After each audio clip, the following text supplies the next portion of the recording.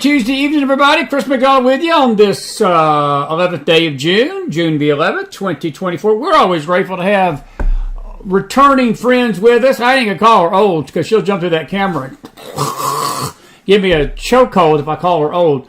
Returning friend, Marie Miller, good to see you tonight. It has been a while, and I know you've been busy with things, and we always love having you. I was thinking about you the other day. We're coming up on 5 years, actually. It was 5 years in May that I met you for the first time. It was down at the border feeding at McAllen, Texas, and then we met a few months later in Del Rio. Was it Del Rio? What was it? The other Laredo, not Del Rio, Laredo, Texas. And we fed the border agents there. And I saw you a couple of years later. That was the year I got sick as a dog. But it's always been a pleasure to talk to you, and you've been on the show numerous times, and with everything going on in the country, I just felt led to do a show tonight. We ain't done a show like this in a while about the border, and I wanted you to come on and chat about this and some other things. It's good to see you, buddy. Let me stop being a bad host and say welcome back to the McFiles. It's good to have you tonight. Thanks, Chris. Glad to be here. Ready to jump right into it. Jump right into it. I'm going to read something first before we get going. You won't be able to see this on your screen, but they will. I just pulled this off of a Breitbart tonight, and this is a statement from Chief Patrol Agent Robert Garcia.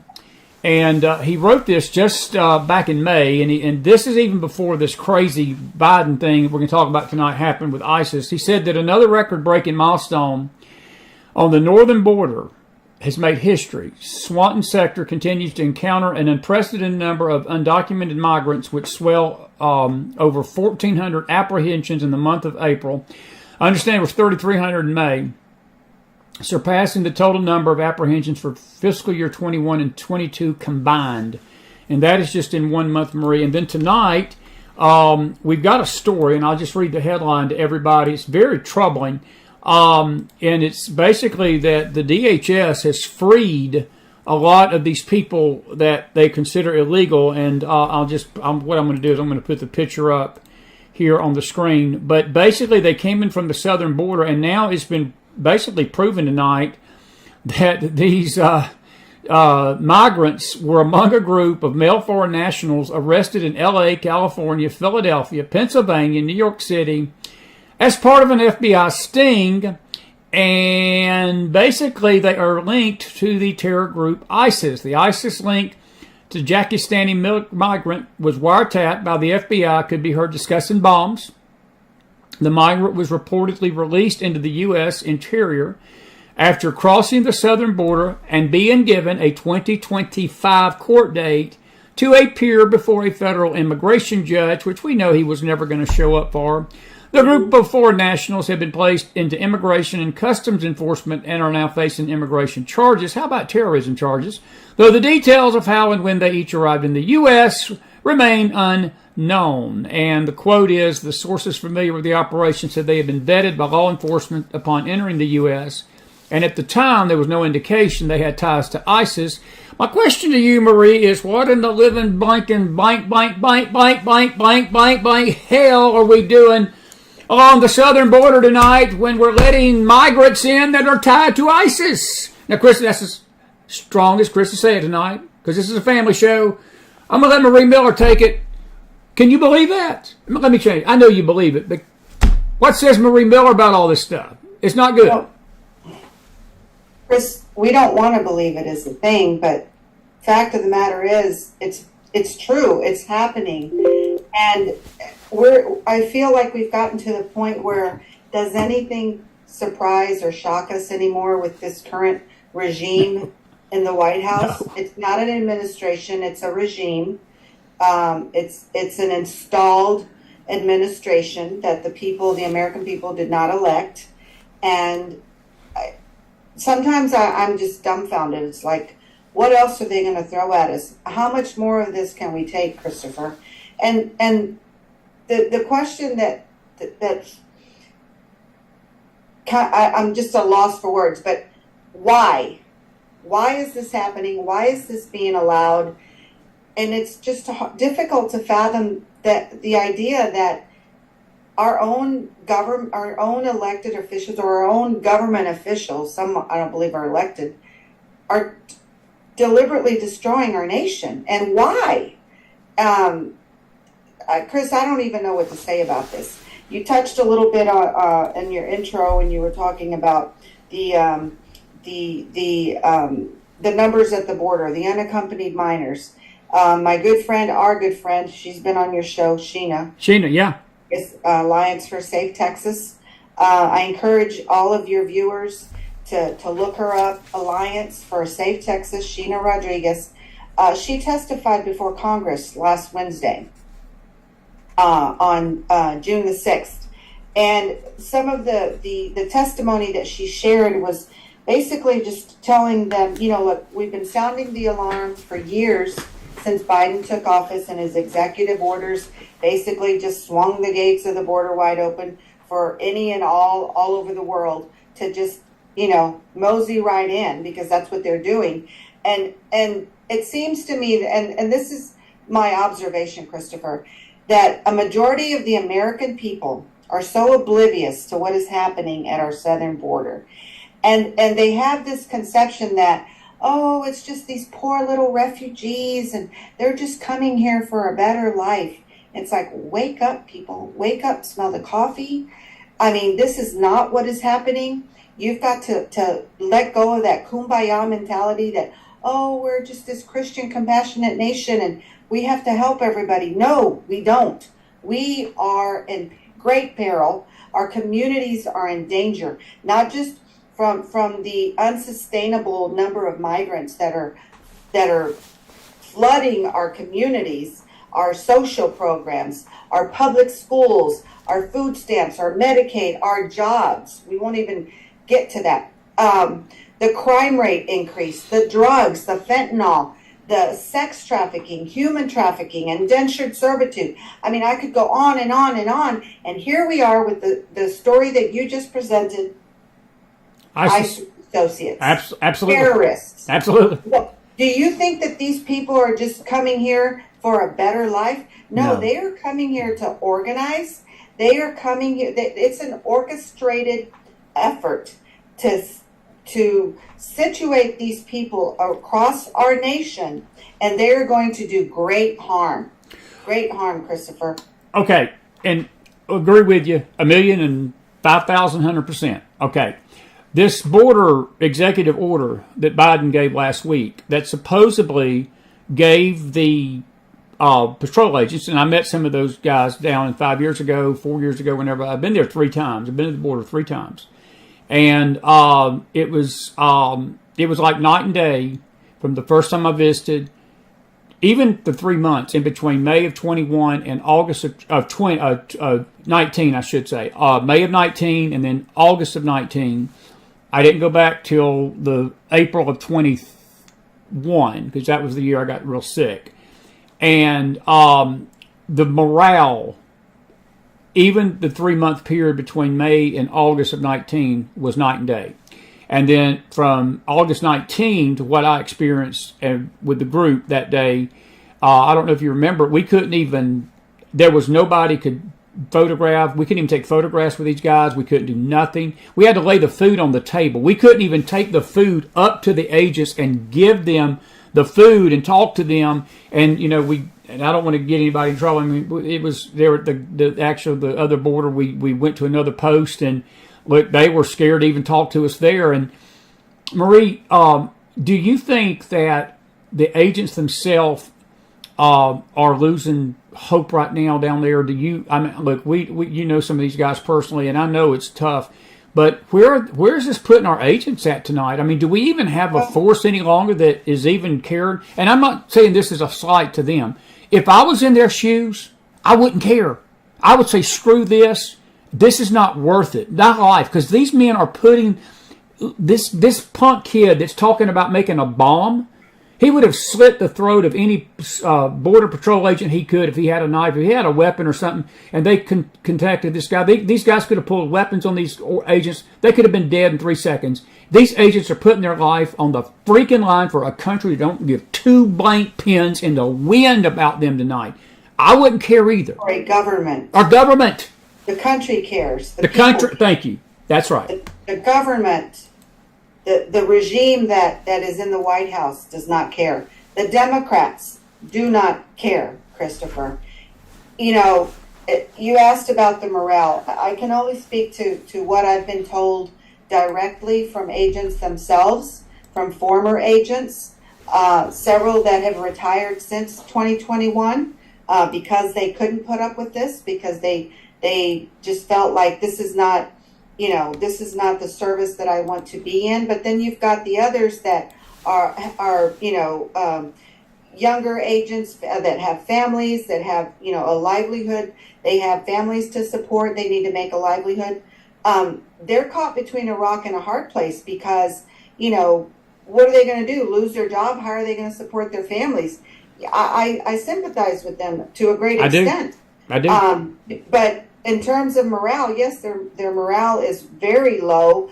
When we were down there doing the service projects that you and I met on, and by the way, I need to correct you. You always forget September 11th of 2019. Okay, that's right. Yeah, and then again in 21. That's right. That's right. But the agents themselves have told us I'm quoting someone. I'm not paraphrasing. We are getting our asses handed to us. That came from the mouth of a Border Patrol agent. Several Border Patrol agents have echoed those sentiments. I'm not laughing about it.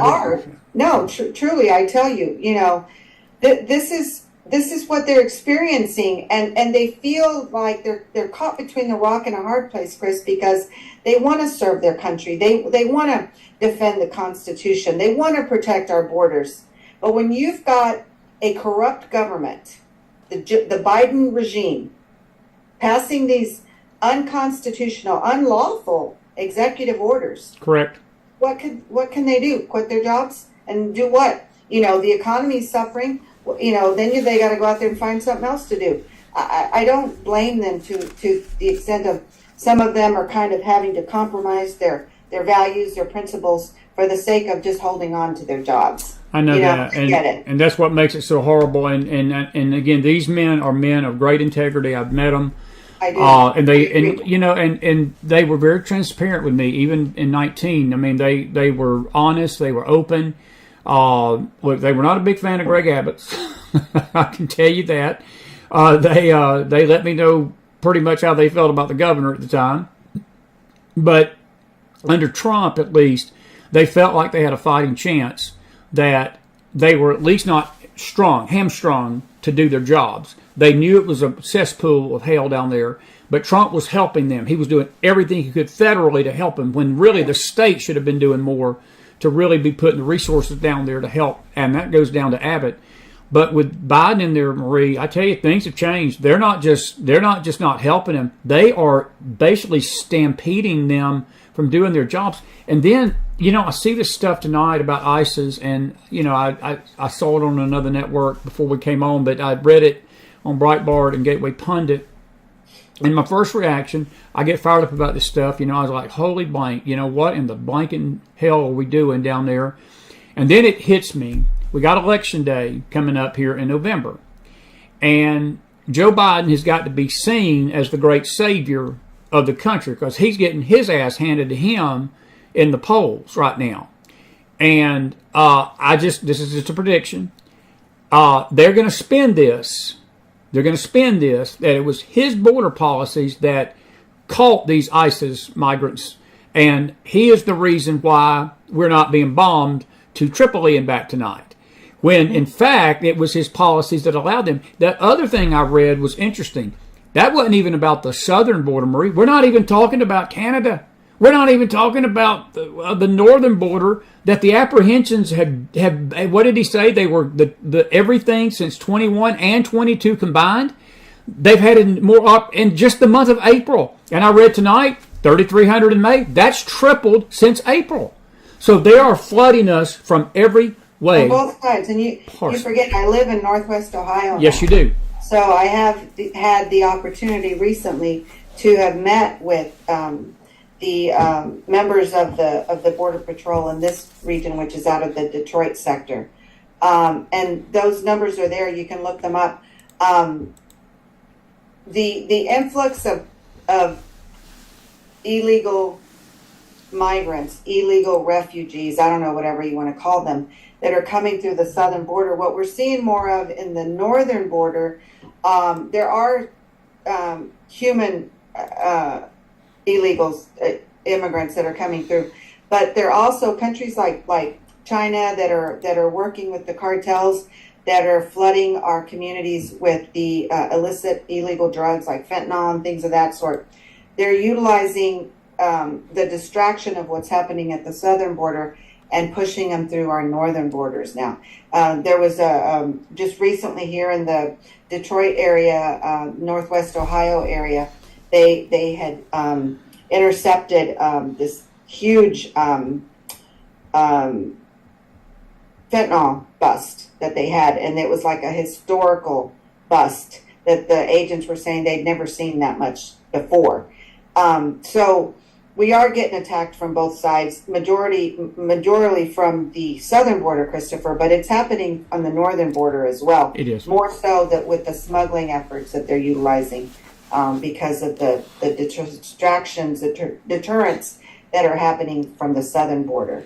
I keep mentioning my friend Sheena, who's been a real soldier in this foot fight. We need to get her on. Yeah.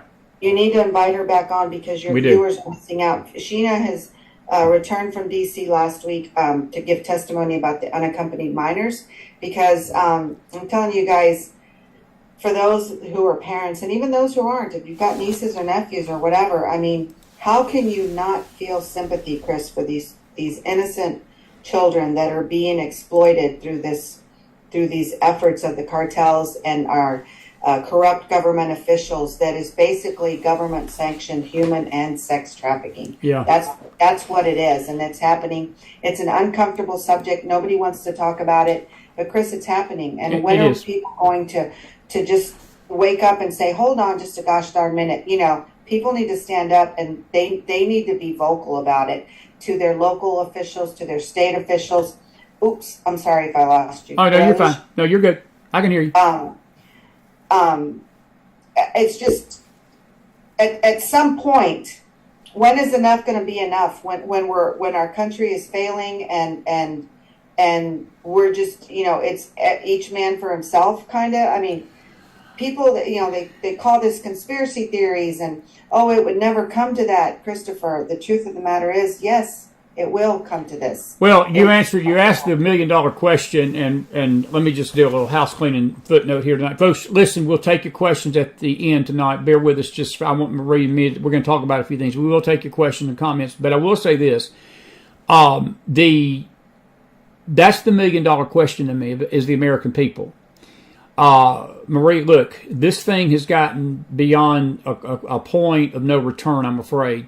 I don't know how to fix this other than you would have to have such a mass deportation of people right now that I don't think the left or the right or anybody else has the stomach for what it's going to take to fix this immigration issue. It's not legalizing these illegals, because that's nothing but basically condoning lawlessness. There was a report that I read today about the job numbers. Now, we know, we all know that when they put out these job numbers, that these aren't actual job numbers. They're always, I don't know if you pay attention, but they always seem to project these reports to kind of make it appear as if Joe Biden has really done something with job creation. But there was a report that I read today, at least almost 50% of the new jobs created are held by guess who, Chris? Illegals. Well, let me just say this. I just brought this up. 48%. Yeah, I just brought this up. Hang on a second. We got, gummit. Sorry for the ads there. I was trying to get an article up from Breitbart. I'm going to go to screen black. It's 75%. I read the same article. 2019 was 75% of all jobs that have been created since Joe Biden has been in office. These numbers, just last month's numbers, and I even got on this program last week on our news show, and I told the people that night, I said, you mark my word, these numbers, folks, a lot of these jobs that these numbers represent are illegals. They're not American jobs. And y'all's screen is going to go black just for a second. Give me 1 minute, and then I'm going to put this up because I want to show that article since Marie brought it up. I'm glad she did because it's important for us to see that. Hang on just a second, Maria. Let me do this while we're talking. This thing doesn't freeze, and it gives me all the ads on Breitbart. But there's the headline right there. 75% of American job growth has gone to migrants since 2019. And, of course, now that's some in Trump's time, but a majority of this has been Joe Biden. The majority of job growth in the United States has gone to newly arrived immigrants as working class American men continue to fall out of the labor force. And you see the figures there, and that is unreal. But this is the thing. That is where I think even the left is beginning to understand that this issue is not some talking point memo of the Republican National Convention. That when you start going into these cities in Chicago and New York and LA and Chicago and Miami and all of these cities, Dallas, Texas, Tulsa, Oklahoma, all points in between. And these cities are feeling the crunch, and people are out of work, and there's no people. The jobs are being filled by cheap labor.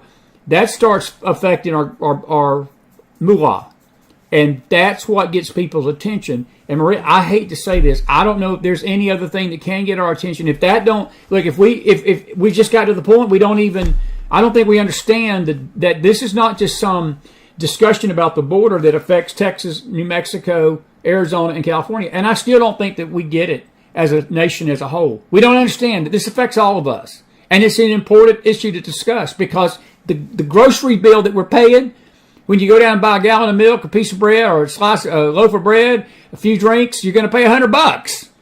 Some of this is because of what's going on at that border. Yes. It's exactly what's going on at the border, Chris. But people, me as an individual, I can't comprehend how much more, how much has to give before people finally get it. Now, your viewers were probably preaching to the choir, but just America as a whole, I encounter, like this past weekend, I came back from Detroit, and I was at a Christian conference there, a faith conference, and driving back, at the hotel that I was staying at in Troy, Michigan, I was wearing Trump tennis shoes, and the clerk behind the desk, a black gentleman, said, "Oh, those are some colorful shoes," before he could read what they said. And I said, "Thank you." and I thought to myself, because I'm in Detroit, Metro Democrat area, and he said, "What do they say?" And he kind of leaned down to I said, "Trump 2024, baby," and I kind of lifted my feet up, and he went, "Oh," and then he said, "I should give you some whiteout to cover that up." To which I responded, "Why would I want to do that?" He said, "You mean you don't have any problem supporting a convicted felon?"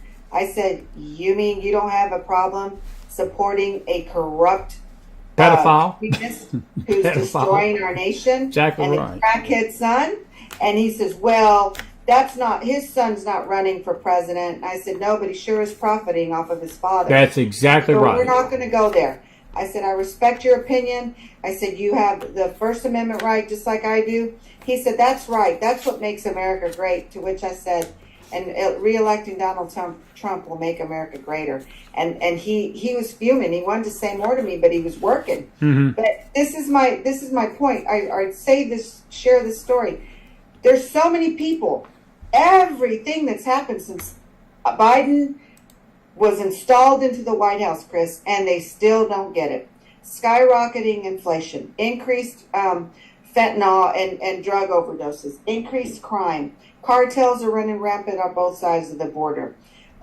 Influx of illegal immigration that is deflating our communities. It's draining our resources. And people just, gas prices at the pump, prices at the grocery store. People, are you that proud? Are you that proud, that blind, that ignorant? What do I call it? I don't know. But something's got to give. And I just feel like I'm going to share something with you that I was told. you know how the Homeland Security has the different levels Yes, yes. regarding the level of probability that our nation will suffer some type of attack. So we are in the red, and the story that you shared at the beginning of tonight's program, when you were saying about the illegal ISIS associate that was caught on the mic. They are organizing, Christopher. They are. And I was told from some pretty reliable sources that the plan is to carry out simultaneous attacks that will overwhelm and overburden our law enforcement, and the citizens will be left to fend for themselves.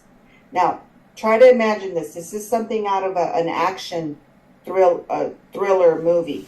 But this is what I'm telling you, what the buzz is within the intelligence communities, is that they are planning all across the U.S. from east to west, north to south, these little terror cells that have embedded themselves in various communities, and not just in metroplex areas, Christopher, smaller cities, even in the rural areas. They are going to attack simultaneously, and law enforcement officials are going to be overwhelmed. The citizens will have to take up arms, and they're going to have to defend themselves. I don't doubt that. I'm glad you brought that up, because I brought you on to talk border talk tonight. But this is all tied together, Marie. And let me ask you this: I'm getting James Akers on maybe late tonight if we do a late show. But this week again, there was rumblings today, and I'm just going to read this. I don't know. We've not been able to prove this, but it says that the Russian warships clashed today or yesterday with Canadian ships off the Florida Keys. It's an unexpected, intense development. Russian warships have sailed into the Atlantic and are currently involved in a standoff with American and Canadian ships near Key Largo, Florida. I've not heard a thing about this in the press. This came from an independent telegram room, and the guy that is doing it, I don't agree with 100% of what he says, but he's not a loon. He's not one of these out there trying to get likes and shares and just throw crap on the wall like most of what goes on Telegram and Twitter and Facebook people do. But I did hear about the submarines off of our coast before this happened, if this happened. I did hear that story earlier. And I'm wondering if all of this is tied together. Because look, you think about what would happen if the scenario you just gave us tonight, and I don't doubt that they're not planning something like this. It's not a matter of if, but it's when.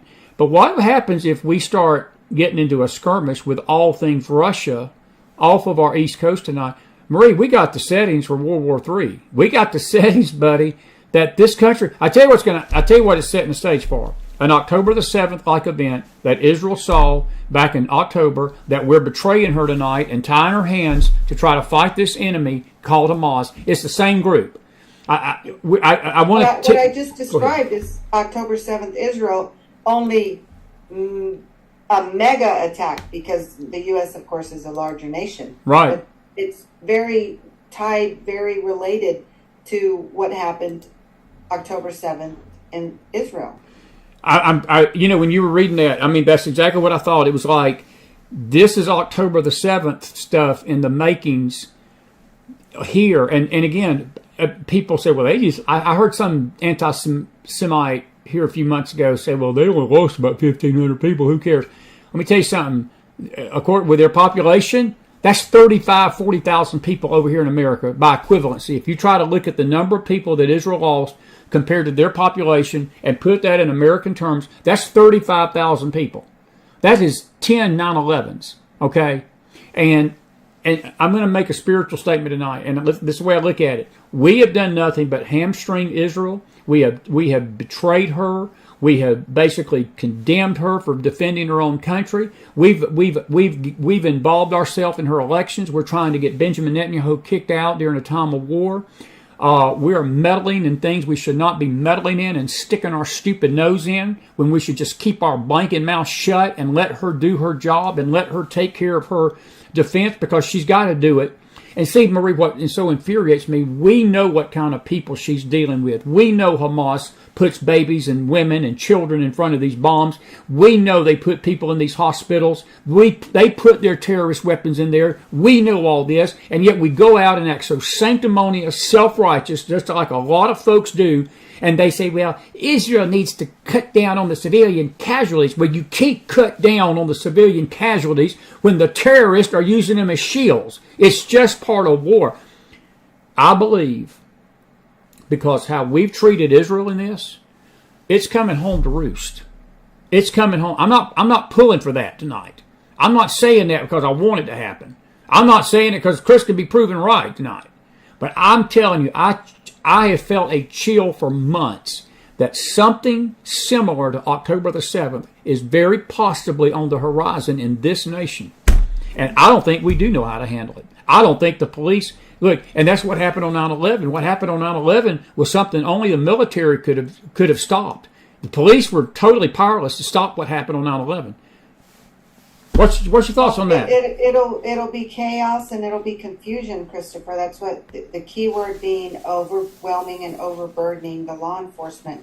You know, when you've got multiple 911 calls coming in all at once, you know, it's gonna be chaos. It's gonna be confusion. And am I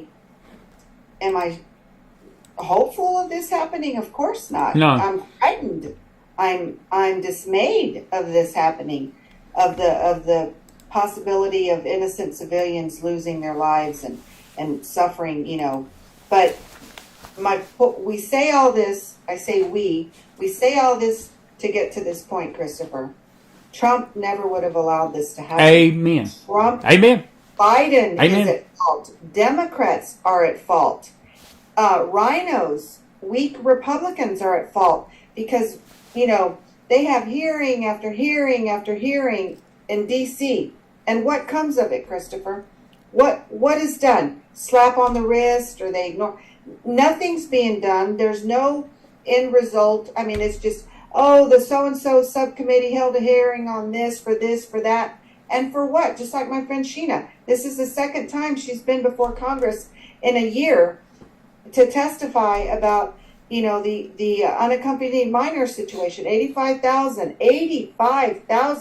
That's larger than the population of most cities in the United States. 85,000 unaccompanied minors. And what is being done to stop it, to prevent it, to interject, to rescue these children? We can't. Where are they? We don't know. Mm-hmm. You know, I'm just, you know, I'm so frustrated. I'm furious. I met with a former colleague you and I have, you know, at this conference, and we talked, and I said, you know what? I said, something's got to give. You know, the RNC is I don't feel that they're doing enough to engage the American people, to shake them up, to wake them up, and I think it's going to behold upon the grassroots groups, the Christian conservative, constitutional conservatives, to get the word out. I'm sorry, and just say, look, this is the most crucial election in our nation's history. Yeah, I'm with you. Let me. In November, we lose our nation. Yeah, folks, you're watching a very special live McFiles Tuesday night with my dear friend Marie Miller. If you got a question for her, not paragraphs, but question for her, we will ask her the question and let her chime in on it. I hadn't seen you in a long time. A couple of things have happened. Trump got convicted here last week, and Hunter Biden was our headline tonight. He got found guilty today on those gun charges. But this Lawfare, what's Marie Miller's take on this? Look, I think we're going to agree on this. I think it's going to backfire on the Dems, Marie, but I will tell you this. It is a very dark day for our justice system, the way things have gone south. And I saw tonight a report that was just as equally disturbing. They are trying to impeach Samuel Alito tonight. You know why? The man simply said the statement that he believed the country needed God. And number two, that while pro-life, he was protecting the basic right of a baby, that he did not feel like the pro-life and the pro-choice forces were ever going to be able to come together because they were two diametrically opposed ideas. but he felt like that the law of the land was the right one to stop the killing of the babies. The left is losing their minds tonight. They're wanting to impeach him. And the other thing I want to ask you about, Tony Gonzalez won this election in Texas yesterday. James R., my dear buddy, was on the program last night late. And you know what he told me in Texas? He's not from Texas. He's out in Hawaii.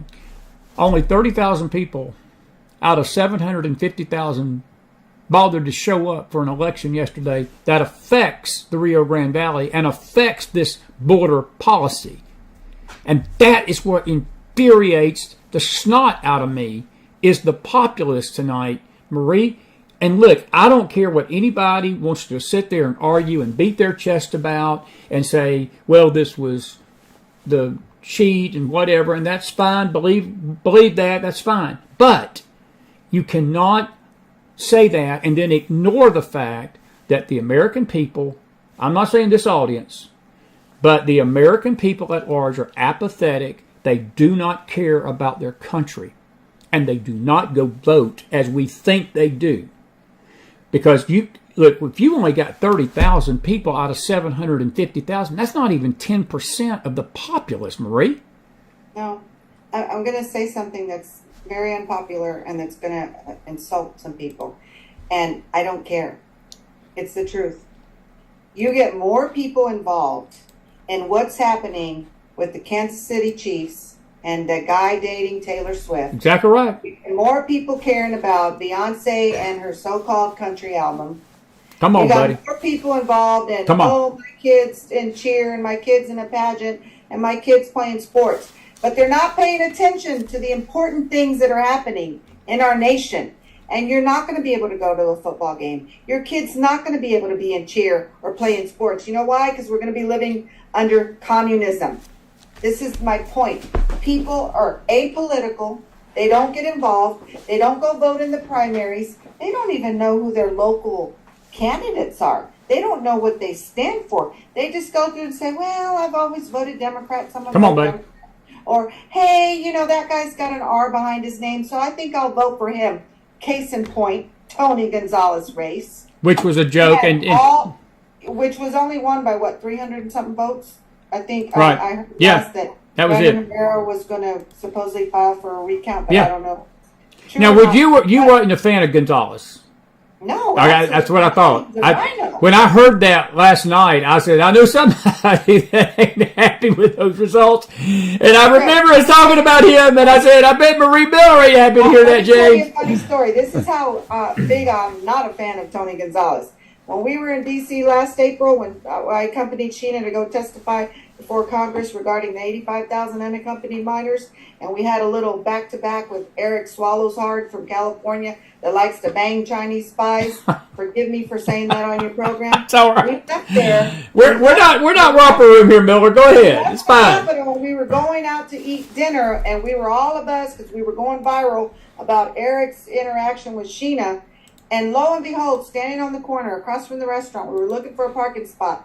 And I said, oh my God, it's Tony Gonzalez. Let me out. And they locked the door and they wouldn't let me out of the car because I wanted to walk over there and shake his hand and confront him. And they were so concerned that it was going to get ugly, they wouldn't let me out of the car. I can't stand Tony Gonzalez. I didn't think you did good. He is corrupt. He is a rhino. And I don't even know that he even won that race. And shame on the lieutenant governor of Texas, Dan Patrick. For endorsing him. And shame on every Republican that voted for Tony Gonzalez and CD23. Shame on you. You're the reason that crap doesn't get done in D.C. because of people like you that continue to vote for rhinos. That's right. Corrupt, crooked rhinos, Chris. It makes me sick. But Marie, let me add. They go to the polls and they're like, oh, who do I vote for? Oh, this guy. He's got it. Oh, he's the incumbent. Okay, I'll vote for him. Those people. And then there's the establishment. Don't get me started. The establishment enablers. Well, we can't say anything negative against the Republicans because that's frowned upon. We need to stick together like the Democrats. No, we don't. We need to say enough is enough, purge the party of the rhinos, and get back to the true conservative platform that the Republican Party is supposed to represent. That's, okay, I've said enough. No, but I want to say something. I was going to let you have your piece and say it, but I do want to say this. I'm going to add to your comment, not disagreeing. I agree with you, but I tell you who's responsible, Marie. It's the 740,000 that didn't blink and show up to vote. Exactly. To vote. They're both responsible.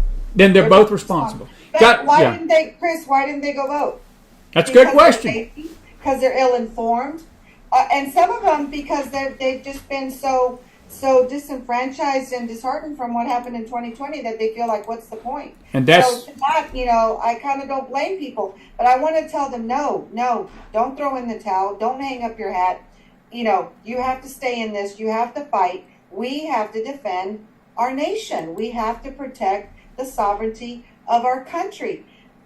I'm just like, what are, just going to give in? You're going to give up? I mean, we can't have that, Chris, but I will say that I have been hearing a lot of that from people that I talk to.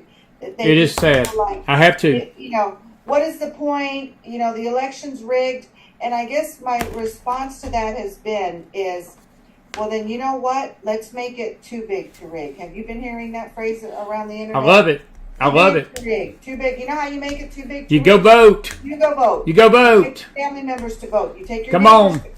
Get out there. Get it. Even if you don't Come want on. your county GOP groups, go to your board of elections. Go to your county election administrator's office and say, "Hey, I want to register to vote."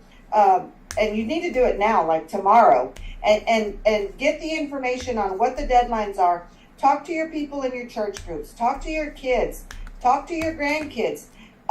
Make sure that, let's just say if 5 people, Chris, can each help 5 people get elected. And get registered to vote, I'm sorry. And so on and so on. It's like that old Fabergé shampoo commercial. And I told you friends, and they told you friends. It will be too big to rig. That's very true. The problem is people are lazy. They are. Well, they're not only lazy, they don't even. There's no room or time for complacency. And they're cynical. They're cynical too, Marie. Hey, I got a good question. Corey Aguilar, we sort of touched on it tonight, but she wants your opinion. What does Trump need to do when he gets elected as it relates to this border? If you were President Trump and you were, let's say you had an open door into his office and he was telling Marie Miller tonight, Marie, whatever you tell me to do about this border, I'm going to do it. What would Marie Miller tell him to do? He mentioned it at his Las Vegas rally. He's going to reverse the Biden regime policies. What Joe Biden did from day one. He's going to reverse that. He's going to shut the border down. He's going to give the power back to the border agents, Border Patrol, and immediately shut it down, and then work towards finishing the wall. But then, Chris, what are we at? 19 million? I think it's more, but that's what the official number is. That's what the official number is. Not counting the gotaways. Right. What are you going to do with those? That's a good question. Yeah, but to answer her question, I'm sorry, I don't want to straighten. No, you're fine. You're fine. You're fine. Reverse Biden's executive order, shut it down immediately, give the power back to the border agents, and say no more. Put up the wall, put up the razor wire, put up, put gators in the river, whatever. Stop it completely. Would you deport them? Would you deport them all? Yeah, they have to be. I'd round them up, Marie. I just would. I don't see how you can't. And see what I've been noticing. I don't know if you've noticed this. And see, look, the Democrats are as evil, as wicked as sin as the Republicans are, but they're sly little dogs. Yesterday, I was sitting there, and one of the news networks, I don't know which it was, but they put a report out, what the Biden administration was considering. They're going to make it now that if you come into the country, okay, and your spouse, like you come in, your spouse is illegal, but you're legal. Well, they're not going to make it now and say, well, if you're married to somebody here that's legal, you don't even have to go through the process that they're their being legal can cover your illegality. And that's going to reach to the kids. Well, to me, that's nothing but just blanket amnesty. Because if you're going to do that, you can just come in and say, hey, let's go down to the justice of the peace and get married tomorrow and not really be married to somebody. Because you got all these welfare queens that'll say, hey, I'll give you 5G if you marry me. And they're going to say, sure. That's right. I said it. Welfare queens, welfare kings, lazy asses, these entitlement, government, welfare-minded people that don't want to work and they're just looking for a quick buck. They're going to do it. They're going to do it, Chris. Yeah. It's different than the anchor baby situation, which we've been hearing for decades now. That, we're going to pass this bill, and it's never gotten passed. And they're all coming here, they're pregnant on the way here. They get pregnant when they get here, and they're giving birth to anchor babies. It's still happening because I see it all the time. We've got a comment from the one and only Carol Burnett. Carol, that's the most famous name I've ever had come into my chat. That's really good. I'm so glad we had this time together. I love Carol Burnett. But Carol says, I agree that the rhinos are a big problem. She says, at least you know where a Democrat stands and you know where a real Republican stands, but the rhino is there to deceive. So sad. And I'm with her 1,000,000%. The Democrats make me mad, but the rhinos sicken me. And the rhinos disgust me. And the rhinos are more dangerous to this country than the Dems, because she is right. At least you know the known value of a Dem. You don't know the known value of a rhino, because he will portray, or she will portray herself as going to fight for you and me in D.C. And the only people they're fighting for are the same lobbyists that the Dems are fighting for. They're just better at hiding their intentions. That makes them more dangerous. Good point, Carol. Well, Chris, the acronym itself, Republican, in name only, which means they're not really a Republican, or they're not a constitutionalist conservative Republican. Anybody that aligns themselves with Democrats is a Democrat. That's true. Kiwi, RN, what can he do if the illegals are given citizenship and also have anchor babies? We need better walls that they're coming through it. Well, there's two different parts of that statement, Kiwi. What can we do about it? It goes back to the bottom line. You got to deport all of them. I'm sorry. If you've not come in legally, you need to deport them all. And Marie, I've always said this. I mean, when I went to the border the first time, it changed my life. It changed my perspective on this network, to be frank with you, because I really, I heard a little bit about it during the Obama years. I had never had ownership in it. I'd never seen it up close for the first time. And to be frank with you, in 2019, things were pretty tame down there when I went. They were fairly tame in August when I went. But I tell you what, when I went in 21, they wasn't tame. Me and Orlando Rodriguez stood across the river, at the Rio Grande River, and literally were waving at the cartels across the way and hearing gunshots on just a normal afternoon in the Rio Grande Valley. And he was telling me, he said, these guys just patrol this area every night. They just wait for people to come across, and they'll get them in the boats and so forth.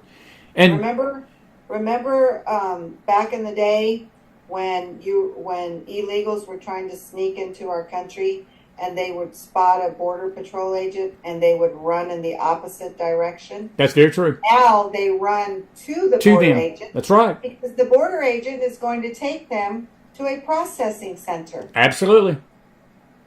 Bass backwards. That's what it is. My daddy had a deacon that used that one night in a business meeting. The first time I'd ever heard that word was in a Baptist church business meeting. The chairman of the board of deacons used that name one night. So I recognize that term well, but you're right. It's bass backwards. Exactly. It's bass backwards. But something that's crazy about that, and again, this goes back to the border agents being their hands strung. They're only following policy, Marie. They can't do anything against that. I'm not faulting the agents. I know what you're saying, though. I know. Because of crooked Biden's executive order, unlawful, unconstitutional. This is what's happening, and I guess maybe I just love my country so much that I expect every American to love our country so much. And it's sad that they don't care enough. That they're focused on themselves and oblivious to what's happening around us. But I'm telling you, when liberty starts slipping away, people are going to start experiencing some major regret. I tell you that.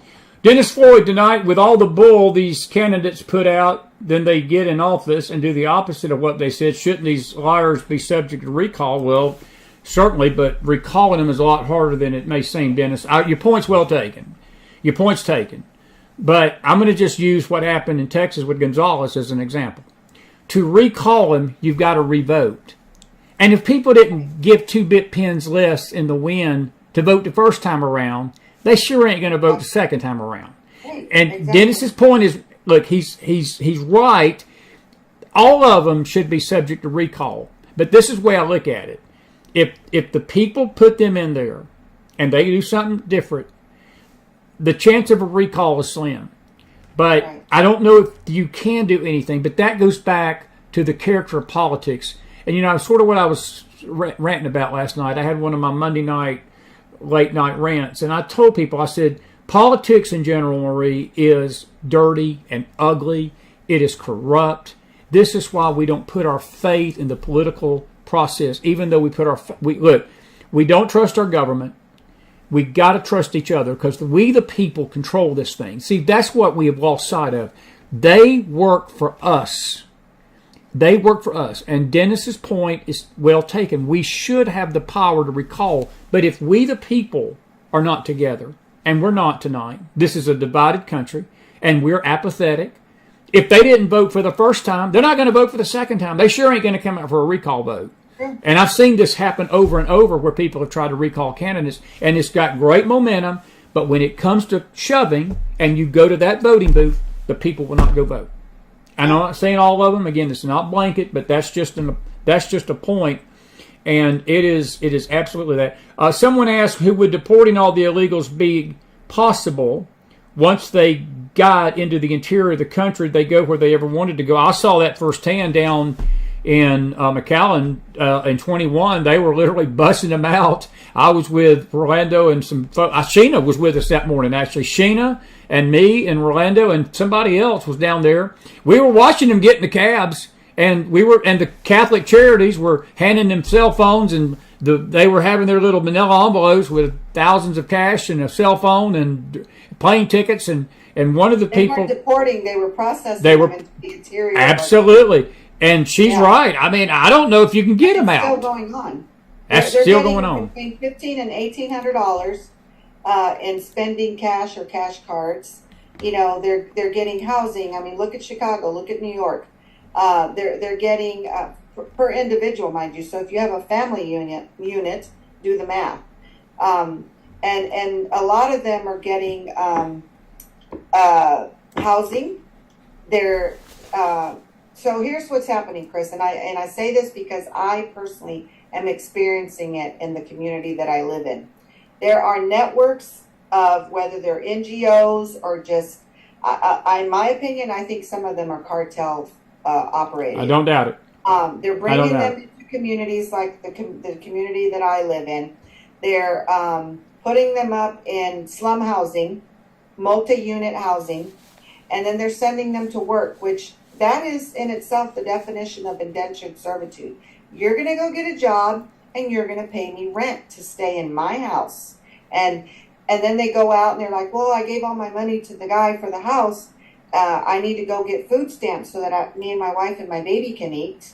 And these are the stories I'm hearing. And, oh, please help me find a job, which is very difficult to assist these illegals with jobs because the language barrier, Christopher, they don't speak English. And if they do, it's very broken. Some of them speak Spanish, some of them speak French, some of whatever their native language is. It is extremely difficult to place these individuals in jobs. I'm with but you. They're being issued, now I want to say this to your audience, they're being issued authorization to work cards. With those authorization to work cards, pay attention, Christopher. With those authorization to work cards, they're being issued social security numbers. Then they go out and they're told they need to find a job, or how are they going to get to work? So they go to the local BMV or DMV and they apply to get a driver's license. And what are the two things that happen, Christopher, when you go to get renew or to apply for a driver's license? They ask you, A, Are you an organ donor? B, are you registered to vote? Biden passed an executive order that prohibits these agencies like DMVs and the Board of Elections from asking someone about their residency. So there is no safeguarding there. So if this person does not voluntarily say, oh, well, I'm not a citizen, they're going to be given a voter registration card. And then they're going to fill it out because something tells me they are being coached to do this. And then they're going to go drop it off at the BOE, Board of Elections, Election Administration Office, whatever it's called in the area that you live in.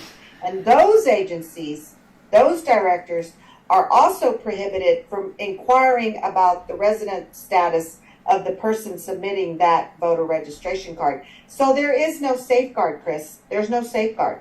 This is why the American people have to come out in droves. Take your mama, your daddy, your husband, your kids of voting age. Get everybody registered to vote. Do it tomorrow and make this thing too big to rig. Coin that phrase. Yeah. That's going to be the motto from now to November. Too big to rig. Too big to rig. Because if not, we're gonna lose, and we're gonna lose bigly. Corey Aguilar asked another good question. She says she believes Trump should use the military. Would he get away with it politically? I think at this point, one good thing about Trump, either way, he's lame duck. He's lame duck. So I don't think it matters. I think that's what they're scared about, because I think that is part of the equation to fix this. You're going to have to do a military exercise. It will have to be. Absolutely. Absolutely. And to that excellent question, you have to consider you've got for over a decade now, you've got agencies or people. I'll just use my friend Jason Jones at Vanguard, for example, who has testified before Senate and congressional committees multiple times, pleading to designate the cartels as terrorist organizations. So when we get to that point, I want to speak like in the positive that Trump will win and we will start taking these steps. We are going to most definitely have to designate the cartels as terrorist organizations. Absolutely. So that we can initiate this mass deportation effort in hopes of, salvaging what's left of our country after Biden took a dump on it. Well, that's what I was saying last night. I mean, look at the situation that Trump, we had 8 years Obama, and we were this close from being gone. Trump comes in just 4 years, gives us the best economy with the Lord's help that we had ever had in 70 years, literally. But it's only taken Joe Biden 3.5, Marie, to tear the whole thing down and bring us onto the precipice. Well, less than that, really. You're right. But he has got us this close again from being out, basically destroyed. But the thing I'm seeing about one of the comments Deanna Salem says, and I agree with her in a way, but I will say this in response to her question. She said it'll take years to get them out. Well, Trump will have 4. I believe that what's important tonight, too, is that running mate of his, because I think he is the reason it's taken him a little longer this time. He's looking to 28 because he knows he ain't got but 4 years. And he knows that this problem is a 4 to 12 year period that it's going to take, with the Lord tears that long, to fix. So I think Trump is realistic, knowing that he's not going to be able to do it all. But that 28 election, and I know we need to deal with this one first, but I'm telling you, that election is probably going to be even more important than this one. Because if, let's just say we get another liberal something blank there in 28, and all of this will be for naught, whatever Trump does in 4 years. And I don't think he can do it all in 4. That's just my opinion. You want to chime in on that? But it will be, doing a 180 and getting us right back and pointed in the right direction. But you're right about it. He's going to do what he can in the 4 years, and then it's imperative that he selects the right individual as his running mate, because it's going to be holding on that person, whoever it may be. And I don't even want to get into what the rumor mill is having, because it'll spin this whole program. That's crucial. That's crucial. Quick question. Do you agree with him going to the debate with Biden? Would you have even would you expose yourself to ABC in this? George Stephanopoulos tonight was on one of the networks bragging. You know what he's going to get Trump to try to deal with? It ain't 24. He's wanting Trump to declare who won 2020. They're going to bring J6 up, and I've been predicting this for 2, 3, 4 weeks, months when I first heard about it. They're not going to talk about the issues. They won't be talking about the border June 27th. George Stephanopoulos come out and said it tonight. We're going to ask him who won 2020. Yeah. Well, we all know who won 2020. Trump did. Trump won. But I know he did. And that should be Trump's answer. I won. I know that, but you know what's going to happen if he does, though. And you know it. And see, George was bragging that 147 million, which I don't think that many people are going to be watching it. But I just believe that Trump is going into the lion's den, and without him making any effort to make any. See, he gave all the concessions to Biden, and he put none on Biden. And my personal opinion, and I may be wrong about this, I don't think it's going to benefit him a bit to go. I know if he don't go, they will go crazy, call him a coward, call him this, call him that, all that. But they're baiting him up, Marie, I'm telling you. I know, and this media is going to twist every word he says, and you know they will. And I'm not saying that should be a reason why he don't go, but I'm just saying I hope he's aware that that's waiting for him, because they as good as said it tonight on national television. So, anyway. Well, he knows, Christopher. He knows. I know that. What's troubling to me about it is all the stipulation, like what you said. You know, he made all these concessions to the Biden campaign, and I'm like, why? Why does it just all have to be that way? I don't understand that. But that in itself should tell the American people that this isn't a fair fight, or this isn't a fair matchup. Because they're controlling the narrative, they're controlling everything, and it's like they're not even, everything that they're going to subject Donald Trump to, they're not even going to post that on Biden. You know, it's going to make him basically, it's kind of like, you know, when you play checkers with a little kid, and you don't want to hurt their feelings and make them cry, so you let them win. That's kind of what you're doing with Trump. Is like, you know, you're the stronger person, so you got to play nice and you got to let him win. Why?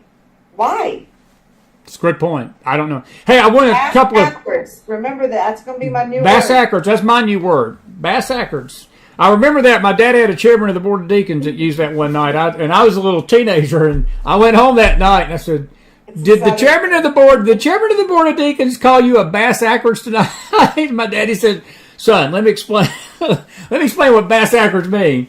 That was funny. I remember that night well. Hey, I got a great statement from Elaine Wheeler, my dear friend, and she has got some legal background, and she says, Chris, the Posse Comitatus Act prohibits the use of the military to execute civilian law. All right, I'm not going to disagree with that. I believe that, but I also believe in this case, is that going to matter if Trump can say this is a national security issue? Because if you're dealing with cartels and ISIS terrorists among these illegals, will that raise this threat to a level that would not apply in this case? Now, again, I'm not a legal person, and look, Elaine's a smart lady. She knows her stuff.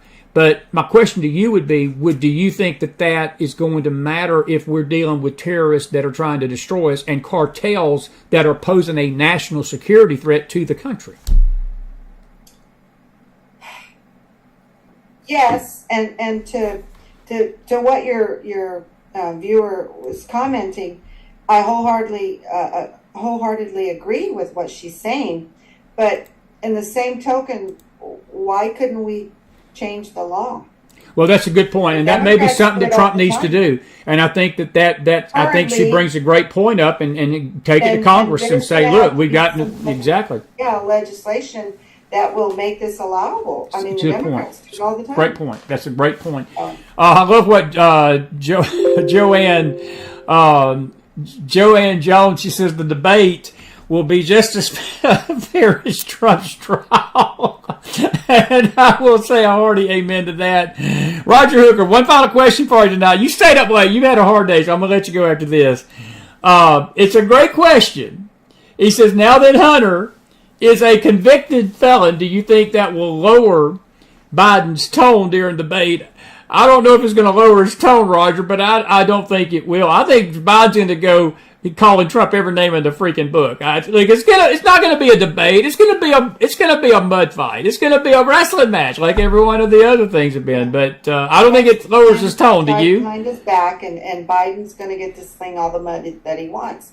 And no, I don't believe that it will. And also, have you ever noticed what Biden does whenever you bring something, when someone confronts him publicly about his, family business affairs, like with his brother or his son? Notice how irate and angry he becomes. So I just know that anybody that brings something up to Biden regarding his child, he's going to react angrily. And he's going to spin the narrative. He does it all the time, Christopher. Oh, I know he does. And you're right, buddy. Someone brought up the point today that, is Hunter Biden ever going to see a day in prison? Nope. No. I don't think so. No, and look, even Andrew McCartney said 2 days ago, he said, look, Biden claiming he wasn't going to pardon him, he said, that's only going to last until November the 6th. And he said, because, look, even if Trump wins November the 5th, Biden is still in office till January. And that 2 month period of time, he can do a lot of damage. So we need to understand that November the 6th. I think they need to hold off sentencing, and that would be wise. I don't know if I'm not a legal expert, but I know people who are. Can we hold off sentencing? Yeah, they can do that. Not in that court, no. Not in that courtroom. Hey, listen, I want to thank you for being with me tonight. Folks, I know some other of us, you've got some comments, and I'm going to get to your comments, but Marie's had a long day, and she's taken her time to be with us tonight. I've kept her an hour. I'm going to let her go, and then I'm going to come back to you all for a few minutes. Marie, please come back. I think what I want us to do, I'm going to get Sheena on individual. I'm going to call her tomorrow. And I'm glad you mentioned her name, and it's just mine, when you remember by sight, you see people's names. Well, let me give you a teaser for your viewers. Sheena is going to come on Christopher's show, and she's doing a speaking series across Texas right now. She's bringing it to where I live in the Northwest Ohio area. It's called Are They in Your Zip Code? And guess who they is? Cartel. No. Well, them too, but the illegals. Illegals, the unaccompanied minors. And it's all about the impact that this influx of illegal immigration is having on our communities. It's very eye-opening. She's been doing it around Texas, and then word's gotten out, and she keeps getting invites from other groups because they hear about how wonderful and informative the presentations are. So you should bring her on your show. I will. I plan to. I've just got to get some scheduling things worked out. But listen, buddy, thank you. I know you've had a long day, and you have been a camper tonight. This has been a good show. Thank you so much for your insight. You are my buddy. And also, just please take to heart what I said, everybody. Please make sure you're registered to vote at your current address. Make sure that your friends, family members, neighbors, co-workers, church people, everybody, make sure everyone's registered to vote at their current address. And get out and vote, please. Well said, my friend. I'll talk to you and see you soon. Thank you, Marie Miller. Marie Miller, everybody, give her some fire in the house tonight. I'll be in touch. God bless, friend. Marie Miller, folks, put some fire in that house for her. She's a dear friend, and my goodness, she did a great job tonight. I really appreciate her coming on, and thank you all. I want to just read a few other comments before we say goodnight tonight. No doubleheader tonight, but.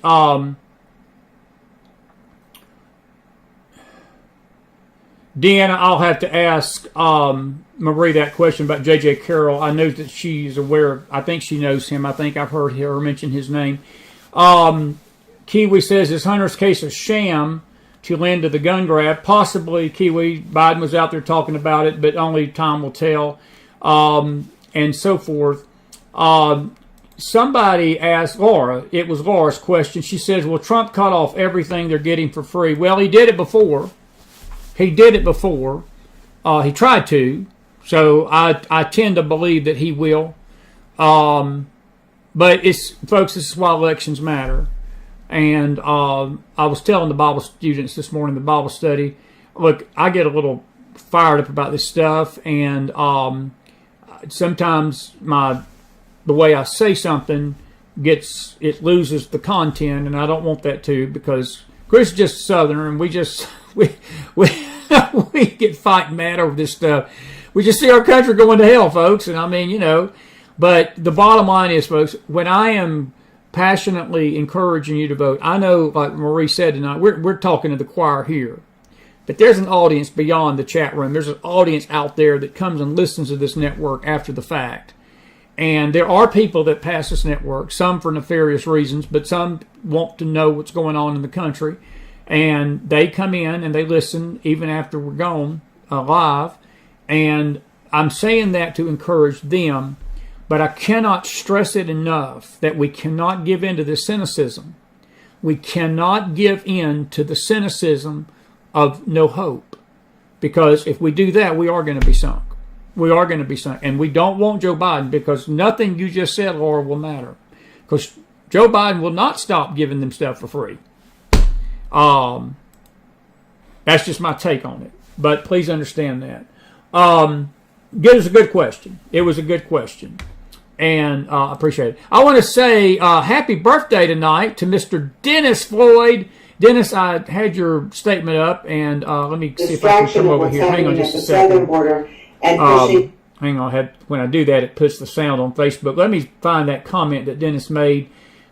He said, my theory, he says, Biden drops or retires, Harris moves up and pardons Hunter. Then at the DNC, they nominate a gruesome Newsom. So can Trump beat Newsom? I don't know. And Dennis, look, it's a theory. It's a theory. I do not believe, my personal opinion, they're going to change course. I think what they're going to do is what they did in 2020. And there's been an uneasiness by many people I've talked to. Many of you have expressed it to me privately. Some of you have expressed it to me publicly. Your uneasiness that you feel about what's coming in November. We are 5 months away. Last Tuesday night, we were 5 months away from this thing. November the 5th. Remember the 5th of November. The gunpowder, treason, and plot. That comes from a movie called The, of all things. If you've ever seen that movie, it's an interesting movie. It's a woke movie. I mean, they didn't know about Donald Trump then, but it was sort of a slap at conservatives and Christians. But anyway, I have got a bad feeling that they are going to do something nefarious. But having that bad feeling is not going to paralyze me into encouraging us to do the right thing and us doing the right thing. Chris will be at those polls in November. I will be voting. I will be helping in my local precinct as much as I can. Marie is doing some canvassing in her neighborhood to get people registered to vote. I would encourage you to join those efforts in your state and city. I definitely encourage you to sign up to be poll watchers and to be poll things, especially in the blue states. These red states, the red states I think are pretty secure. And let me just say this about the voting, folks. Please don't forget this. I hear this, well, Trump's up by 5% on Biden in the national poll. The national poll means nothing. Trump could get 200 million votes and Biden gets 60 million, and Biden could still win this election. It's about the Electoral College. Our founding fathers set that up so states like California, New York, Texas, and other bigger states cannot become the voice of the country for the rest of the 47. And they set this up to where, based on population, your state has an equal representation in the election process every year. And it's been that way since they established it. So this idea that the popular vote is the barometer of where the country's going means nothing. I want to caution you something, and I've been meaning to say this. Do not listen to the polls, either good or bad. I'm going to say that again. This is June the 11th. The election is not being held tonight. I don't care if Trump's up 20 tonight in June. We don't hold elections in June. We hold elections in November. Whatever happens between now and November the 4th will mean nothing. The only thing that matters is what takes place November the 5th of this year. I've seen it happen so many times. The media will throw a poll out there, and folks, these polls that are being thrown out showing Trump ahead, some of it is on purpose so they can get us to say, well, we've got this. We'll just sit back. Maybe I don't have to go vote after all, and I don't have to get out in the weather, and I ain't got to go vote because Trump's got this thing locked up. And I think that was some of it in 2020. I think there was apathy because we thought Trump was going to claim the floor with Biden. And I don't care if he got 74 million votes and they claim Joe Biden got 80. Well, it don't matter. He did not win the election by getting the popular vote. It didn't matter if he had 800 million. That mattered nothing. What matters is this electoral college. And you folks that live in Virginia, that live in Pennsylvania, that live in Wisconsin, that live in Georgia, my home state, which I'm very ashamed of tonight for many reasons. And I'm a Georgian. I'm an Atlanta, Georgia native. And I got a first cousin that works for the sorry Brian Kemp. Me and him don't talk. He don't like me too much, I don't think. Because I've expressed my opinion about the rhino governor from Georgia. Wisconsin, Michigan, Arizona. You folks in Nevada, the folks in those states need to be hunkering down right now and getting ready for war. I'm not talking about wars and but guns, but I'm talking about the fight for freedom and the fight for election integrity as we get closer to November. I want to applaud President Trump for going into California, for going to New York, to go into these blue states and trying his best to win over as many votes as he can. And he's doing that because he too knows this is not about the popular vote. It's about the electoral college. Why do you think nobody goes to Idaho? Why do you think nobody goes to Colorado or Montana or let's just say Alabama? You never see these candidates go to a southern state, Mississippi, Louisiana. Sometimes those states are already in their respective parties' column. You don't see Democrats coming down south much. You see Biden and Kamala coming to Georgia now because Georgia turned blue in 2020. But it's always about these battleground states. Do not listen. I don't care if you turn on in the morning and Fox News is telling you that Quinnipiac poll shows Trump up by 15.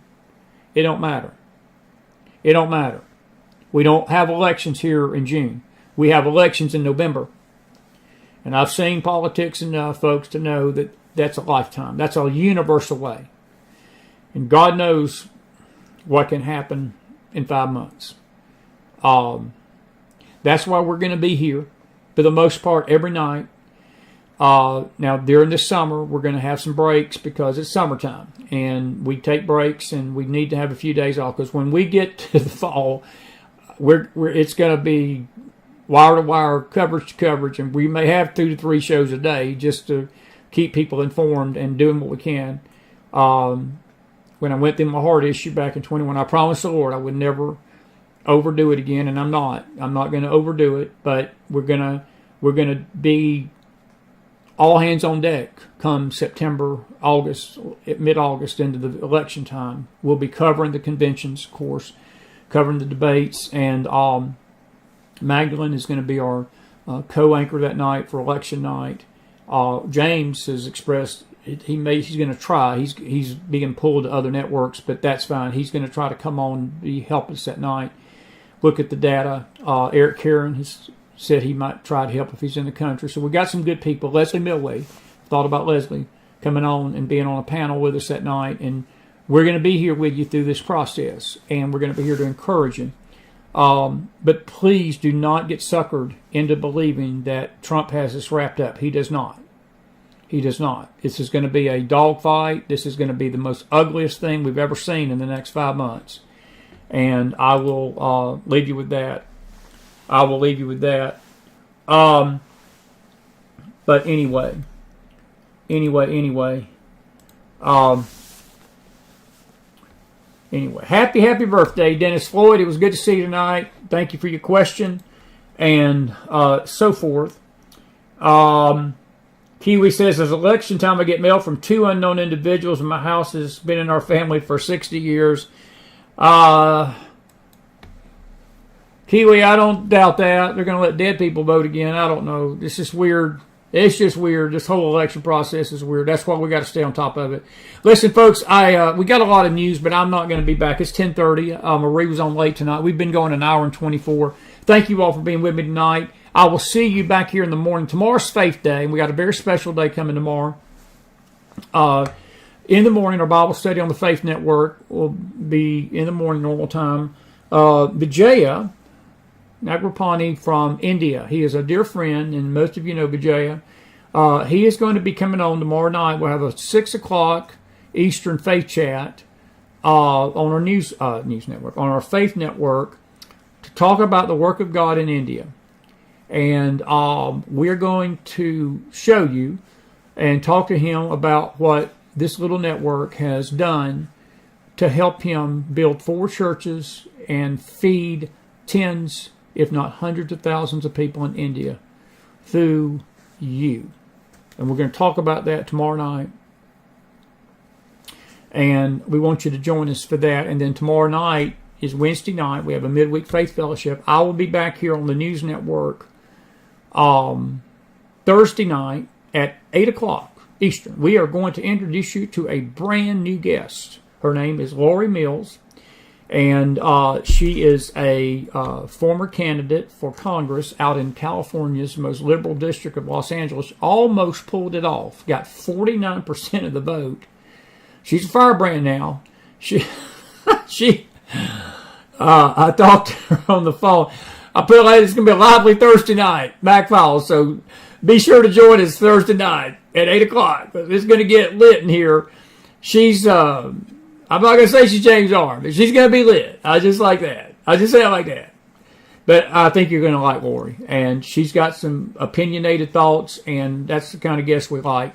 I just got some great... Alice Linehan has been with us before. She's agreed to come back and see us next week. I'm so excited. Ruth Guggenheim is up next week.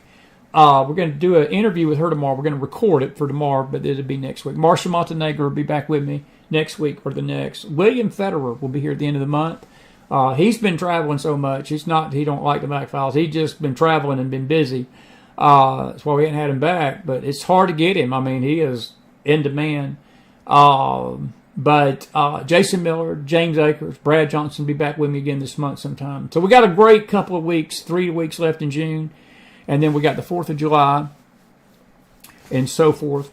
And I want to just say tonight, folks, personally, thank you all for being with us. We have had record crowds live here over the last 3 or 4 months. I tell you, it's been a blessing. I've been very humbled by it. Thank you for making the McFiles your 8 o'clock, 9 o'clock show. I know you say, well, Chris, you're always fluctuating. Well, folks, our fluctuation is simply because of our guests. Sometimes they can be on at 8. Sometimes they can be on at 9. I know the issue with YouTube. I know the frustration that some of you have that you don't get notification and all. And I wish I could fix that, but I can't. We are usually here either 8 o'clock or 9 o'clock every night, Monday, Tuesday, Wednesday, Thursday, Friday. Wednesday night is the only night that we sort of don't have news. We do faith because we have a faith network that is a complementary network to the news network. But if there is breaking news tomorrow night, trust me, after the Bible study, we'll be on late if there's something that we feel led that we need to come on and share. But for the most part, we're here 5 nights a week, and then into the weekend, we've got a full day of faith on Sunday. So we're here 6 days out of 7, and sometimes on Saturday when we do the gospel sings, we used to do, we're going to get back to those soon. We're here 7 days a week for you. And I just want to say thank you because we don't take for granted that you're here. And we appreciate you being with us. We hope you've enjoyed the show tonight. I want to thank Marie Miller. She's a dear friend.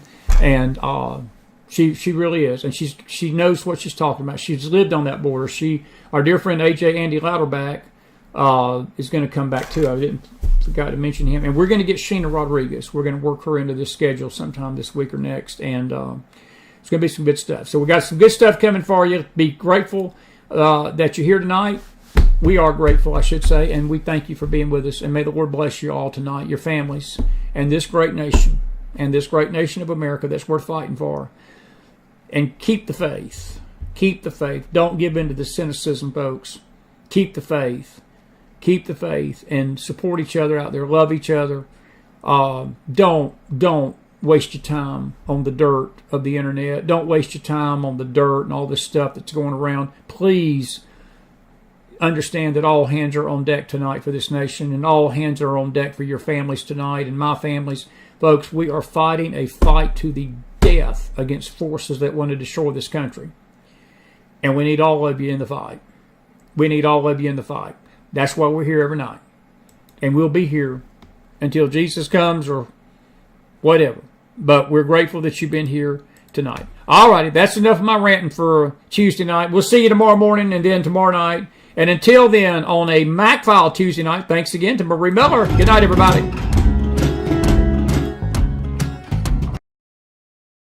Hey, before I leave, let me just say a couple of things. Whoops, wrong screen. I want to also thank you all for the donations that has been given to keep the network going. We're so grateful for that.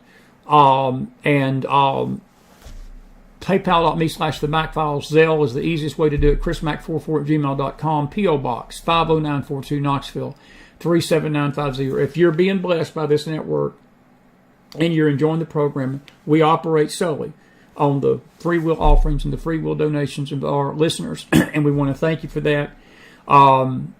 We were asked to put sponsors on this network when we first started, and we had people coming to us and wanting to sponsor and advertise. We do have one, and that's the coffee company, Hoosier Warrior Coffee, up in Indiana. And we thank Natalie Corvin and her family, the Corvins, for helping us with that. But we've always went to the donation side because we want this show to be free of having people tell us what to say and what not to say. And it's always going to be free. So thank you all for that tonight. And I want to say goodnight again. I'll start the music back up, fellowship out there a little bit if you want to, and say what you got to say. And I'll see you in the morning right here on the Faith Network all day. And then I'll be back here Thursday night with Lori Mills on the News Network. Good night, everybody.